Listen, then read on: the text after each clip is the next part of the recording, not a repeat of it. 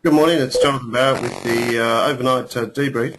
Should be a little bit quick today because we're on the road, but certainly a very important night. The Dow was down 178 points at 11,023. The S&P was down 19, the Nasdaq was down 43. Over in Europe, the market was also quite negative, and obviously we'll go through some of the reasons as to why all this is occurring. The top 50 was down 66, FTSE was down 138, and the DAX was down 126. So all quite bearish across the board.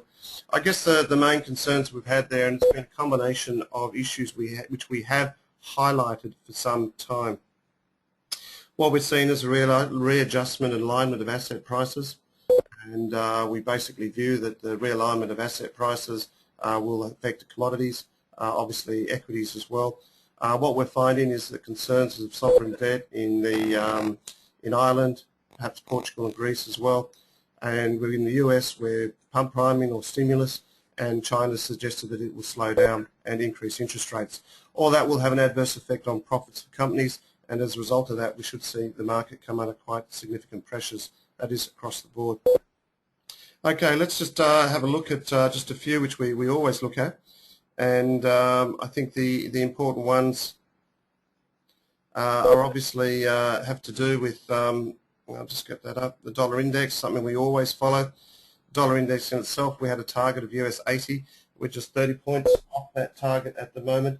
So basically start to feel that correction, as you can see here, is certainly underway.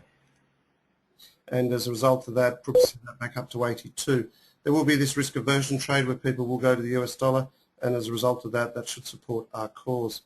Having a look at some of the other majors, particularly crude, you can see that crude is also under pressure there, and this is sort of all basically saying the same thing. Quite a sharp sell-off there. That can come back to US 70 if it needs to. But at the end of the day, we did get some numbers out, PPI last night, and that weren't that crash hot, and we also had IP, and that wasn't that good as well. So the market is reassessing what's actually occurring out there, and as a result of that, I feel this alignment will continue. Just to have a look at copper as well, and then we'll just have a look at the Dow too, because I think the Dow in itself, there's that big move there for copper, and quite a shellacking really, and that can certainly start to go lower. And it's, as I said, that's something we've been looking at for some time. I do want to have a look at the Dow, spend a bit of time on it.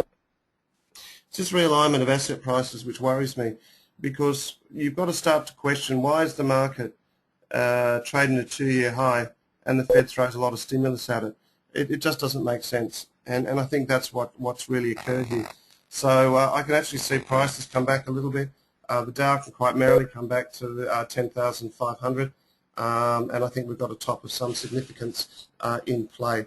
So if anything there, I'd probably look to put some hedge on, and I think if anything, that's a very important thing to start to look at. Just hedge some of your equities. Local market in itself, I think, will also have a bit of a correction, and as we just look at the SPY futures here, the SPY's really found it very tough to get onwards and upwards, and I think to me that is one of the big issues, because it really hasn't done what it's needed to do. And that, as we know, it would sort of go soft 47.20, 47.20, but as you can see, I think that market can come back quite substantially. In terms of economic numbers, what do we have coming out? I think the important starts, some of the numbers which we're looking at, particularly out, obviously we had PPI last night, industrial production, not all that positive, but we've got the CPI and housing permits and starts. Now that's going to be the most important numbers, I think, this week.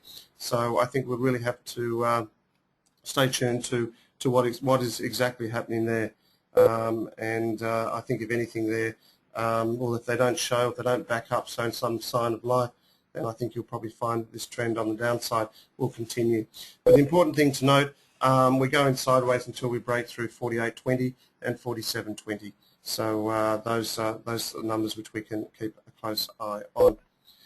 In terms of trades which we've had, the Aussie we've been short, dollar yen we've been long, and we've been short the index, and obviously long dollars across the board. In terms of oil, our preferred position is short there, and also has been with copper. In fact, we had a couple of goes of that a little while ago, and took some small profits off the table.